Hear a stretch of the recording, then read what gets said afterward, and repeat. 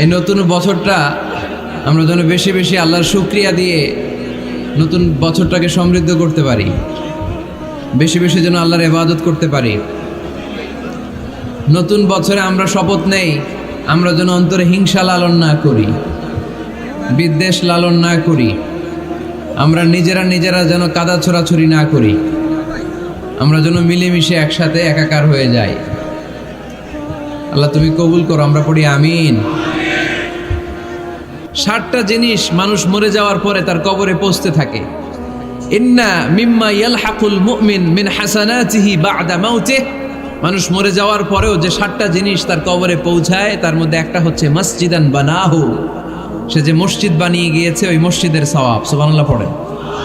আপনি টাকা দিয়ে মসজিদ বানিয়ে দিলেন, ওই মসজিদে মুসল্লিরা নামাজ পড়ে, রোজাদাররা এসে ওখানে ইফতার খায়, তাহাজ্জুদ আদায়কারীরা তাহাজ্জুদ পড়ে, তাদের সওয়াবের কমতি হবে না, কিন্তু তাদের সওয়াবের একটা পার্সেন্টেজ সওয়াব যে ব্যক্তি মসজিদ বানালো তার আমল নামে আল্লাহ ঢুকিয়ে দেয়।